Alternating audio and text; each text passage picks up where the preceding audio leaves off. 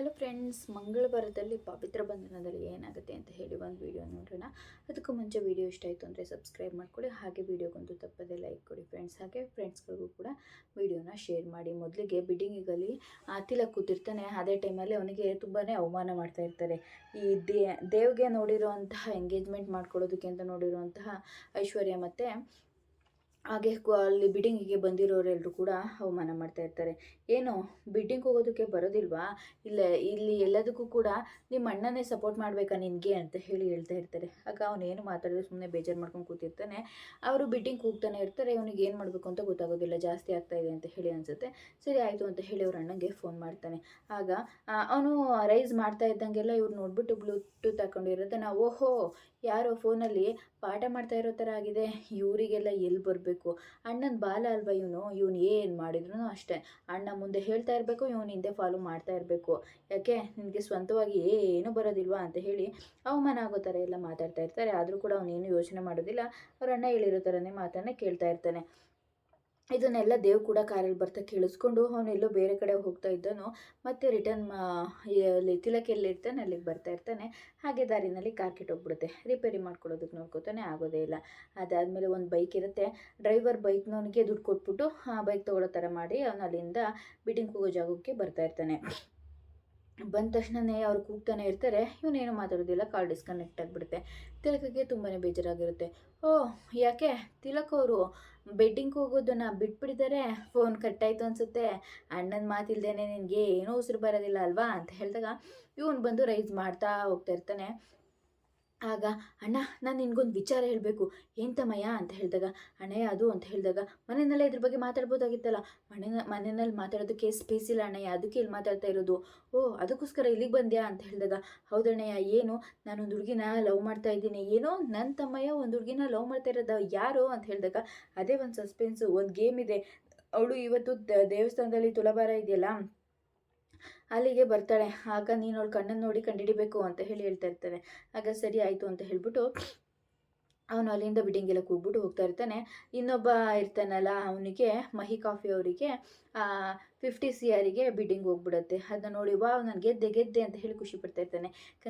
Congratulation sir ಅಂತ ಹೇಳ್ತಾನೆ. ಆಗ ಥ್ಯಾಂಕ್ ಯು ಅಂತ ಹೇಳಿದಾಗ, ಓಕೆ, ನಾನು ಮಾಡಿರೋದು ಏನು ಅಂತ ಹೇಳಿ ತಿಳ್ಕೊಳ್ಳೋದಕ್ಕೆ ನಿಮಗೆ ತುಂಬ ಟೈಮ್ ಬೇಕು. ನಿಮ್ಮ ತಪ್ಪೇನು ಅಂತ ತಿಳ್ಕೊಳ್ಳೋದಕ್ಕೂ ಸ್ವಲ್ಪ ಟೈಮ್ ಬೇಕಾಗುತ್ತೆ ಅನಿಸುತ್ತೆ ಅಂತ ಹೇಳಿ ಅಲ್ಲಿಂದ ಹೊರಡ್ತಾನೆ. ಆಗ ತಮ್ಮಯ್ಯ ಬಾ ಹೋಗೋಣ ಅಂತ ಹೇಳಿದಾಗ, ಸರಿ ಅಂತ ಹೇಳಿ ಅಲ್ಲಿಂದ ಹೋಗ್ತಾ ಇರ್ತಾನೆ. ಈ ಕಡೆ ಇವನು ಅಯ್ಯೋ, ಸೋತವರೆಲ್ಲ ಹೇಳೋದೇ ಹೀಗಲ್ವಾ, ಗೆದ್ದಿದ್ದೀನಿ ನಾನು, ಈ ಬಿಡ್ಡಿಂಗ್ ಗೆದ್ಬಿಟ್ಟೆ ಅಂತ ಹೇಳಿ ಹೇಳ್ತಾ ಇರ್ತಾನೆ. ಅಷ್ಟರಲ್ಲಿ ತಿಲಕ್ ಜೊತೆ ಕೂತಿರೋರೊಬ್ಬರು ಬಂದ್ಬಿಟ್ಟು, ಅಯ್ಯೋ ಸಾರ್, ನೀವು ಸೋತೋಗಿ ತುಂಬ ಹೊತ್ತಾಯಿತು. ಏನು, ನಾನು ಸೋತೋಗಿದ್ನ? ಯಾಕೋ ಕಾಣ್ತಾ ಇಲ್ವಾ ನಿನಗೆ? ಬಿಡ್ಡಿಂಗಲ್ಲಿ ಗೆದ್ದಿದ್ದೆ ನಾನು. 5 ಕೋಟಿ 10 ಕೋಟಿ ಕಾಫಿ ಲ್ಯಾಂಡನ್ನು 50 ಕೋಟಿ ತೊಗೊಂಡಿರೋರು ನೀವು. ಎಂಥ ಬುದ್ಧಿವಂತರು ಸರ್, ಯಾವ ಲೆಕ್ಕಾಚಾರದಲ್ಲಿ ಗೆದ್ದಿದ್ದೀರಾ ಸರ್ ನೀವು ಅಂತ ಹೇಳಿದಾಗ ಫುಲ್ಲು ಶಾಕಾಗಿ ಹೋಗ್ಬಿಡುತ್ತೆ. ಈ ಕಡೆ ನೋಡಿದ್ರೆ ದೇವ್ಗೆ ಎಂಗೇಜ್ಮೆಂಟಿಗೆ ನೋಡಿರೋಂತಹ ಹುಡುಗಿ ಅಲ್ಲೇ ಕೂತ್ಕೊಂಡಿದ್ದನ್ನೆಲ್ಲ ಪ್ಲ್ಯಾನ್ ಮಾಡಿ ತಿಲಕಾಗ ಅವಮಾನ ಆಗೋ ಥರ ಮಾಡಿಸಿರ್ತಾಳೆ. ದೇವ್ ಬರ್ತಾ ಇರೋದನ್ನ ನೋಡಿ ಅವಳು ಅಲ್ಲಿಂದ ಹೊರಗಡೆ ಹೋಗ್ಬಿಟ್ಟಿರ್ತಾಳೆ.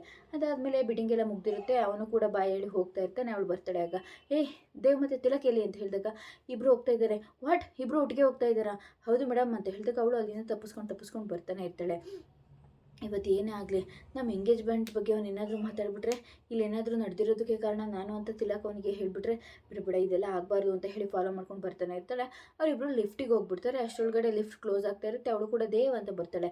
ಆದರೂ ಕೂಡ ತಿಲಕ್ ಏನು ನೋಡ್ದೇನೆ ಅವನ್ನ ಕ್ಲೋಸ್ ಮಾಡಿಬಿಡ್ತಾನೆ ಲಿಫ್ಟನ್ನು. ನಾನು ಬರೋದನ್ನು ನೋಡಿ ಕೂಡ ಲಿಫ್ಟನ್ನು ಕ್ಲೋಸ್ ಮಾಡಿಬಿಟ್ಟ ಅಂತ ಹೇಳಿ ಬೈಕೊಂಡು ಅವಳು ಮೆಟ್ಲು ಇಳ್ಕೊಂಡೇ ಬಂದುಬಿಡ್ತಾಳೆ. ಏನೇ ಆಗಲಿ ಎಂಗೇಜ್ಮೆಂಟ್ ನಿಂತೋಗ್ಬಾರ್ದು. ಇದರಿಂದ ತಿಲಕ್ ಏನಾದರೂ ಮಾತಾಡಿ ಅವನೇನಾದರೂ ದೇವಿಗೆ ಹೇಳ್ಕೊಟ್ಬಿಟ್ರೆ ನನ್ನ ಎಂಗೇಜ್ಮೆಂಟ್ ನಿಂತೋಗ್ಬಿಟ್ರೆ ಅಂತ ಹೇಳಿ ಬಂದು ಲಿಫ್ಟ್ ಮುಂದೆ ನಿಂತ್ಕೋತಾಳೆ. ಅವ್ರು ಏನು ಮಾತಾಡಿದೆ, ಅಣ್ಣ ನೀನು ನನಗೊಂದು ಮಾತು ಕೊಡಬೇಕು ಅಂತ ಹೇಳಿ ಲಿಫ್ಟ್ ಒಳಗಡೆನೇ ಕೇಳಿರ್ತಾನೆ. ಏನು ತಮ್ಮಯ್ಯ ಅಂತ ಹೇಳಿದಾಗ ಮಾತು ತೊಗೊಂಡಿರ್ತಾನೆ. ನಿನಗೆ ನಾಡಿದ್ದು ಎಂಗೇಜ್ಮೆಂಟ್ ಇದೆ ಅಲ್ವಾ, ಅದಾಗಬಾರ್ದು ಅಂತ ಹೇಳಿ ಮಾತು ತೊಗೊಂಡಿರ್ತಾನೆ. ಅಣ್ಣ ನಾನು ಮಾತು ಕೊಟ್ಟರೆ ಯಾವುದೇ ಕಾರಣಕ್ಕೂ ಮೀರೋಲ್ಲ ಅನ್ನೋದು ನಂಗೆ ತುಂಬ ಚೆನ್ನಾಗಿ ಗೊತ್ತಿದೆ. 26 ವರ್ಷದಿಂದ ಮೀರದೇ ಇರೋದನ್ನ 50 ಯಾಕೋ ಮೀರ್ತೀನಿ ಅಂತ ಹೇಳಿ ಅವನು ಕೂಡ ಒಪ್ಕೊಂಡಿರ್ತಾನೆ. ಸರಿ ಅಂತ ಹೇಳಿ ಅವನು ಹೋಗ್ಬಿಡ್ತಾನೆ, ಇವನು ಏನು ಮಾತಾಡದೆ ಅಲ್ಲಿಂದ ಹೋಗ್ಬಿಡ್ತಾನೆ. ತಿಲಕ್ ಬೇರೆ ಕಾರಲ್ಲಿ ಹೋಗ್ತಾನೆ, ಇವನು ಬೇರೆ ಕಾರಲ್ಲಿ ಹೋಗ್ತಾನೆ.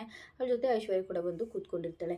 ಈ ಕಡೆ ನೋಡಿದ್ರೆ ಪವಿತ್ರ ದೇವಸ್ಥಾನಕ್ಕೆ ಬಂದಿರ್ತಾಳೆ. ಅಲ್ಲಿ ತಿಲಕ್ ಅವ್ರ ತಾತ ಮತ್ತು ಅಮ್ಮ ಎಲ್ಲರೂ ಕೂಡ ಬಂದಿರ್ತಾರೆ. ಆದರೆ ಅವಳಿಗೆ ಗೊತ್ತಿರೋದಿಲ್ಲ ಇದು ಅವ್ರದ್ದೇ ಫ್ಯಾಮಿಲಿ ಅಂತ ಹೇಳ್ಬಿಟ್ಟು ಬ್ಯಾರಿಕೇಡ್ ಹಾಕಿರ್ತಾರಲ್ಲ ಅದನ್ನು ತಡೆದ್ಬಿಟ್ಟು ಅವ್ರನ್ನ ನಿಲ್ಲಿಸ್ತಾರೆ. ಯಾಕೆ ಈ ಥರ ಮಾಡ್ತಾ ಇದೆಯಾ, ದೇವಸ್ಥಾನಕ್ಕೆ ದರ್ಶನಕ್ಕೆ ಹೋಗಬೇಕು ಬಿಡು ಅಂತ ಹೇಳಿದಾಗ, ನಿಮ್ಮಂತೆ ನಾವು ಮನುಷ್ಯರು, ಯಾಕೆ ನಾವು ನಿಮಗೆ ಮನುಷ್ಯರ ಥರ ಕಾಣಿಸ್ತಾ ಇಲ್ವಾ, ಇಲ್ಲಿರೋರು ಯಾರು ಕೂಡ ನಿಮಗೆ ಹೇಗೆ ಕಾಣಿಸ್ತಾ ಇದ್ದಾರೆ ಅಂತ ಹೇಳಿದಾಗ, ನಾವು ಬರ್ತಾ ಇದ್ದೀವಿ ಅಂತಂದರೆ ನಮ್ಮನ್ನೇ ತಡಿತೀಯ ಅಂತ ಹೇಳಿದಾಗ, ಹೌದು ನೀವು ಬರ್ತಾ ಇದ್ದೀರಾ ಅಂತಾನೆ ಇಷ್ಟೊತ್ತವರೆಗೂ ಕೂಡ ಯಾರಿಗೂ ದರ್ಶನ ಮಾಡೋದಕ್ಕೆ ಬಿಡದೆ ನಮ್ಮನ್ನೆಲ್ಲ ಕಾಯಿಸ್ತಾ ಇದ್ದಾರೆ.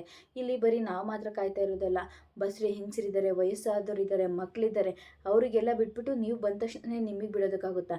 ಯಾಕೆ ದೇವರಿಗೆ ನೀವು ಮಾತ್ರ ಸ್ವಂತನ, ಅಥವಾ ದುಡ್ಡಿದ್ದವ್ರಿಗೆ ಮಾತ್ರ ದೇವರು ಸ್ವಂತನ, ಎಲ್ರಿಗೂ ಒಂದೇ ತಾನೇ ಅಂತ ಹೇಳಿದಾಗ, ಅದು ಆಗಲ್ಲ ಪವಿತ್ರ, ನೀನು ತುಂಬ ಮಾತಾಡ್ತಾ ಇದೆಯಾ, ಬಿಡು ಅವ್ರು ಯಾರು ಅಂತ ಗೊತ್ತಿಲ್ಲ ನನಗೆ ಅಂತ ಹೇಳಿ ದೇವಸ್ಥಾನದವ್ರು ಹೇಳ್ತಾರೆ. ಆದರೂ ಕೂಡ ಇಲ್ಲಿ ದೇವಸ್ಥಾನದಲ್ಲಿ ಜನಸಾಮಾನ್ಯರಿಗೆ ಹೇಗೆಲ್ಲನೂ ನೋಡ್ಕೋಬೇಕು, ಜನ ಎಷ್ಟು ಜನ ಇರ್ತಾರೆ, ಹೇಗೆ ಮ್ಯಾನೇಜ್ ಮಾಡಬೇಕು ಅಂತ ಗೊತ್ತಿಲ್ಲ ಅಂತ ಹೇಳಿದಾಗ, ಅದಕ್ಕೆ ನಾನು ಬಂದು ಮ್ಯಾನೇಜ್ ಮಾಡಬೇಕಾ ಅಂತ ಹೇಳಿ ದೇವಮ್ಮ ಹೇಳ್ತಾರೆ. ಆಗ ಅದನ್ನು ನಾನು ಕೇಳಿಸ್ಕೊಂಡು, ನಾನು ಹಾಗೆ ಹೇಳ್ತಾ ಇಲ್ಲ, ಈಗ ಎಲ್ಲರ ಜೊತೆ ಹೇಗೆ ಬರ್ತಿರೋ ಹಾಗೆ ನಿಮ್ಮ ಸರದಿ ಬಂದಾಗ ನೀವು ಬಂದು ದೇವ್ರ ದರ್ಶನ ಮಾಡಬೇಕು ಅಂತ ಹೇಳಿ ಹೇಳ್ತಾಳೆ. ಅಷ್ಟರಲ್ಲಿ ಅವ್ರ ತಾತ ಬಂದು ಏನು ಗಲಾಟೆ ಅಂತ ಹೇಳ್ತಾರೆ. ಆಗ ಕ್ಷಮಿಸಿ ಸರ್, ಇಲ್ಲಿ ಎಲ್ಲರೂ ಕೂಡ ಜನಸಾಮಾನ್ಯರಂತಾರೆ ಬಂದು ನೀವು ಕೂಡ ದೇವ್ರ ದರ್ಶನ ಮಾಡಬೇಕು ಅಂತ ಹೇಳ್ತಾ ಇದ್ದೀನಿ ಅಷ್ಟೇ ಅಂತ ಹೇಳಿದಾಗ, ಇರಲಿ ಬಿಡು ಶಾರದಾ, ಏನಾಯಿತು ಅಂತ ಹೇಳಿದಾಗ, ಅಲ್ಲಮ್ಮವ್ವ ಈ ಬಿಸಿಲಲ್ಲಿ ನೀವು ಅಂತ ಹೇಳ್ತಾರೆ. ಆಗ ಇರಲಿ ಪರವಾಗಿಲ್ಲಮ್ಮ ಅಂತ ಹೇಳಿದಾಗ ಚೇರ್ ಹಾಕಿ ಅಲ್ಲಿ ಕೂರಿಸ್ತಾರೆ.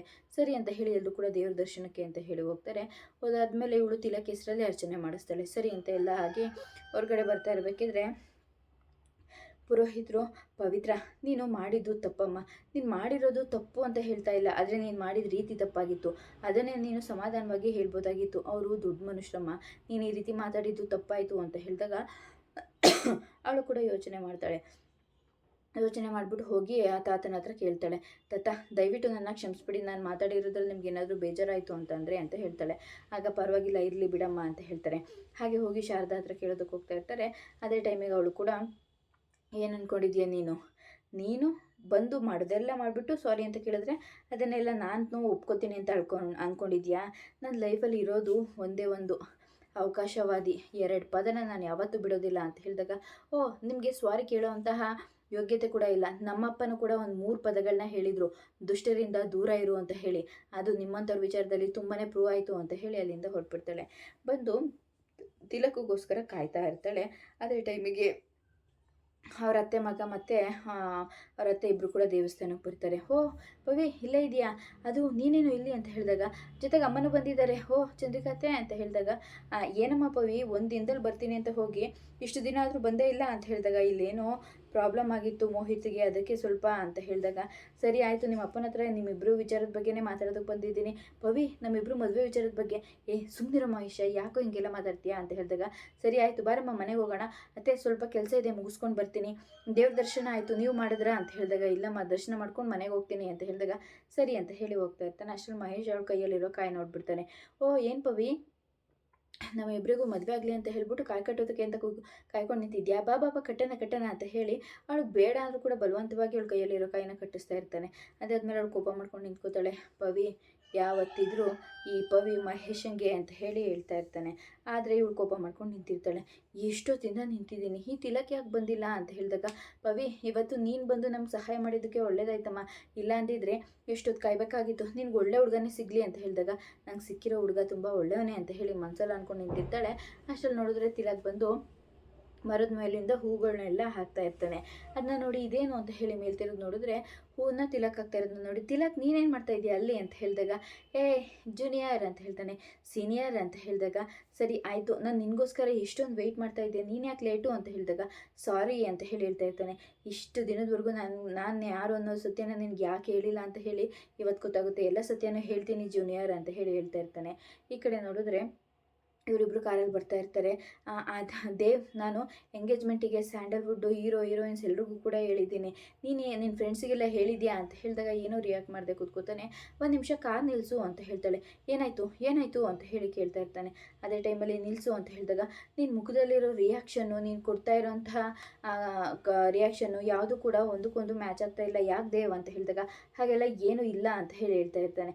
ಆಗ ಇಲ್ಲ ನಿನ್ನ ಮನಸ್ಸಲ್ಲಿ ಬೇರೆ ಏನೋ ಇದೆ, ಅದೇನು ಅಂತ ಹೇಳು ಅಂತ ಹೇಳಿ ಹಿಂಸೆ ಮಾಡಿ ಕೇಳ್ತಾ ಇರ್ತಾಳೆ. ಹಾಗೆಲ್ಲ ಏನೂ ಇಲ್ಲ ಬಿಡು ಅಂತ ಹೇಳಿದಾಗ, ಯಾಕೆ ನಿನಗೆ ನನ್ನ ಜೊತೆ ಎಂಗೇಜ್ಮೆಂಟ್ ಮಾಡ್ಕೊಳ್ಳೋದಕ್ಕೆ ಇಷ್ಟ ಇಲ್ವಾ ಅಂತ ಹೇಳಿ ಕೇಳ್ತಾಳೆ. ಹಾಗೇನು ಮಾತಾಡದೆ ಸುಮ್ಮನೆ ನಿಂತ್ಕೊಂಡ್ಬಿಡ್ತಾನೆ. ಹಾಗೆ ದೇವಸ್ಥಾನಕ್ಕೆ ಎಲ್ಲರೂ ಕೂಡ ಬಂದಿರ್ತಾರೆ ಈ ಮುಂದಿನ ವಿಡಿಯೋದಲ್ಲಿ. ಆವಾಗ ದೇವ್ ನೀನು ಪಂಚೆ ಉಟ್ಕೋ, ಅದಕ್ಕೆ ಮ್ಯಾಚಿಂಗ್ ಆಗಿ ನಾನು ಸ್ಯಾರಿ ಹಾಕೋತೀನಿ ಅಂತ ಹೇಳಿ ಹೇಳ್ತಾ ಇರ್ತಾಳೆ. ಆಗ ನೋ ಐ ಕಾಂಟ್ ಅಂತ ಹೇಳಿ ಹೋಗ್ಬಿಡ್ತಾನೆ.